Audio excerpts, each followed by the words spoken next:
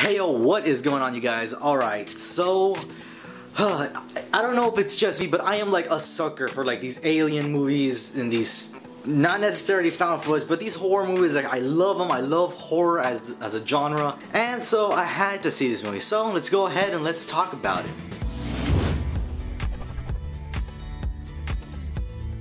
Phoenix Forgotten. Alright guys, so if you guys don't know, Phoenix Forgotten is pretty much based on the actual events that happened in Phoenix, Arizona, known as the Phoenix Lights.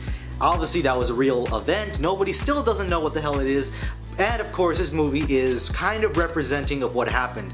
It's kind of like a small representation of what happened. Yes, it is a found footage film, but let me just tell you this. It's gonna be a found footage film that you will remember for it being almost looking real as you can possibly get. I'm gonna explain that in a second. So let me just talk about the plot a little bit before I get into that. Basically, again, the plot is it's talking about these three teenagers, Ashley Foster, Josh Bishop, and Mark Abrams. They're these teenagers that obviously go missing after the events of these lights happened within the week, and of course they were never seen or heard from ever again. So they made a movie about it. So I just touched on it in the beginning.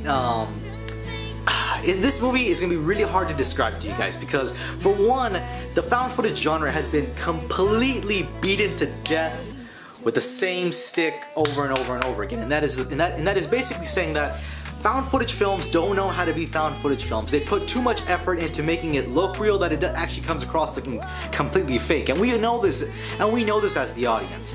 Now, this movie I knew was going to be a found footage film. I saw the trailer and I knew what I was getting into. I also knew that this was probably not going to be a good movie, but it kind of surprised me.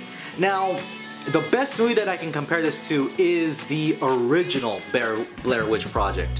Yes, I'm talking about the ones that you didn't know who the hell the people were in the movie.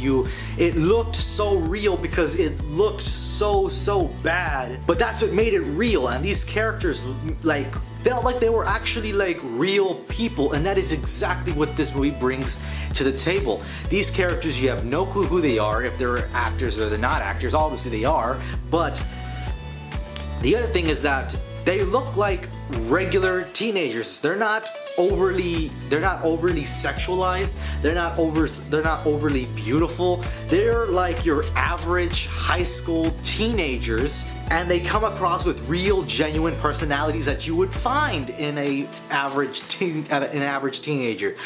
And that's what makes this movie really good. The other thing that it's also the realism about it is that it's also one of the things that might bring it down in the end. This movie is a slow burn, and like the best way I can describe it, it's kind of like The Witch. You know that movie from like, I don't know, a couple years ago? How that movie was a real slow burn. Blair Witch Project, a real slow burn up to the end. This is the same thing. It's a real slow burn up to the end. But I will say this though. The ending of this movie, it's nothing so crazy that it's just a massively overblown climax of the movie. Like the reincarnation of Blair Witch Project that came out, I think, was it last year as well? That movie was overly blown up at the end. This movie kind of keeps it subtle, which I enjoy about it. It doesn't make it like overly like too unbelievable. It kind of makes it look like shit that could actually look real.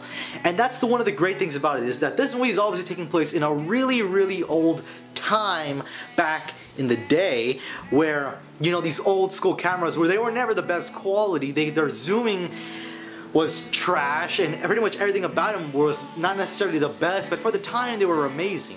And of course, the way it's shot and everything about it, it looks so real. Like if you were to give me a camera, either this camera or a camera from back then, and you told me to go out into the middle of the woods with my friends, they would pretty much look exactly the same as this movie would.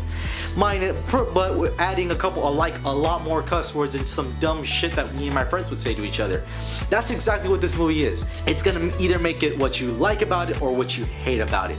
Obviously, this movie, I do enjoy it. I don't necessarily enjoy that it's a little bit too much of that slow burn buildup. And of course, they also have this kind of like going back to that found footage and staying in modern era where they have a normal camera like this, and the sister of Josh Bishop is doing a documentary, and it's adding a lot of these and it's adding this old footage into it. So you have this contrast of this old footage with this new footage, which to me kind of balances the movie out. Now there is very little shaky cam to this movie, which is surprising because I would believe somebody would abuse the crap out of it.